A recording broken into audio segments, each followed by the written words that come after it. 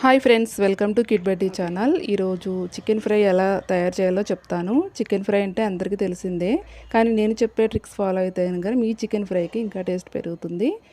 ఆ రైస్లో కలుపుకోవడానికి గ్రేవీ వచ్చేలాగా నేను చూపిస్తాను. అలాగే ఎక్కడ వీడియో స్కిప్ చేయకుండా చూడండి.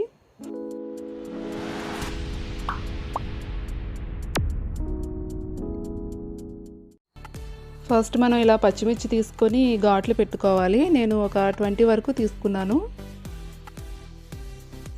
నెక్స్ట్ వచ్చేసి ఒక గిన్నె పెట్టేసుకొని స్టవ్ ఆన్ చేసి ఆయిల్ పోసుకోవాలి. ఇప్పుడు పచ్చిమిర్చి వేసుకుందాము.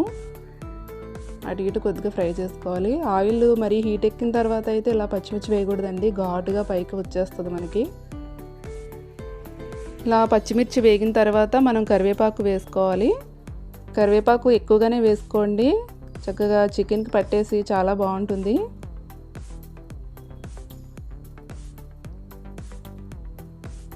ఇలా కాసేపు అటు ఇటు ఫ్రై చేసుకున్న తర్వాత ఇప్పుడు చికెన్ వేసుకుందాం. ఆల్రెడీ నేను ఈ చికెన్ని ఒక అరగంట సాల్ట్ వాటర్ అండ్ పసుపు వేసుకొని నానబెట్టుకున్నాను. ఇలా నానబెట్టుకుంటే మనకి చికెను రబ్బర్లా సాగకుండా చాలా స్మూత్గా ఉంటుందండి ఫ్రై చేసుకున్నప్పుడు. అన్నీ కలిసేలా ఒకసారి తిప్పుకోవాలి అటు ఇటు.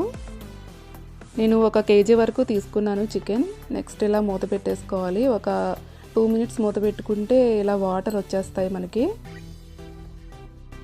మనం వంట చేసేటప్పుడు మనకి తెలియని ట్రిక్స్ కొన్ని ఉంటాయి.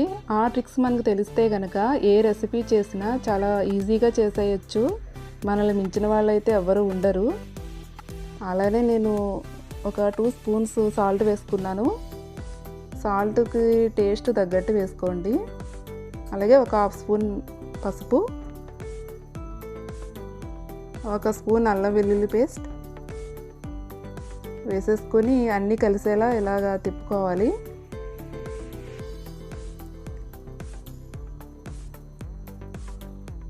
అల్లం వెల్లుల్లి పేస్ట్ ఇప్పుడు మనం కొద్దిగా వేసాం కదా, నెక్స్ట్ మళ్ళీ ఇంకొకసారి వేసుకోవాలి. ఇలా తిప్పుకున్న తర్వాత ఒక 1/2 గ్లాస్ మాత్రమే వాటర్ పోసుకోవాలి. ఇలా ముక్కలన్నీ మునిగేలా గరిటతో పరుచుకొని మనం మూత పెట్టేసుకోవాలి. మినిమం 70% ఉడికిపోయి ఉంటుంది చికెను. చూసారా, ఆల్రెడీ ఉడికిపోయింది. నీళ్ళన్నీ ఇంకిపోయిన తర్వాత కారం వేస్తే ఫ్రై డ్రై అయిపోతుంది. ఈ స్టేజ్లోనే కారం వేసుకుంటే మనకి గ్రేవీ తయారవుతుంది. నేను ఒక 4 స్పూన్స్ వేసుకున్నాను కారం. మీ కారాన్ని బట్టి మీరు వేసుకోండి. కారం తినేవాళ్ళు అయితే 1 స్పూన్ ఎక్స్ట్రా వేసుకోవచ్చు. ఇలా వేసుకున్న తర్వాత ఒక 3 మినిట్స్ కుక్ అయితే సరిపోతుంది. ఇప్పుడు ఆయిల్ పైకి తేరిన తర్వాత మనం అల్లం వెల్లుల్లి పేస్ట్ ఇంకొక స్పూన్ వేసుకుంటే కనుక ఆ ఫ్లేవర్ పైకి వచ్చేసి చక్కగా ఆయిల్లో వేగేసి చాలా బాగుంటుందండి. ఒక 1/2 స్పూన్ మిరియాల పొడి వేసుకున్నాను. మిరియాల పొడి వేసుకోవడం వల్ల ప్రతి నాన్ వెజ్ ఐటమ్స్లో మనం మిరియాల పొడి కంపల్సరీ వేసుకోవాలి, డైజెషన్ బాగుంటుంది. అలాగే నేను గరం మసాలా కూడా వేసుకున్నాను 1 స్పూన్. ఫైనల్గా మనం ఇలా కొత్తిమీర వేసుకుంటే ఫ్రై అయిపోయినట్టే కదా.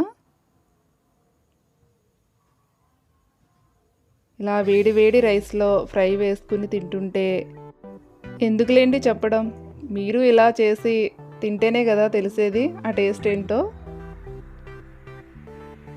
ఇలా ఈజీగా ఇంట్లో ట్రై చేసేసుకొని చూడండి ఒకసారి.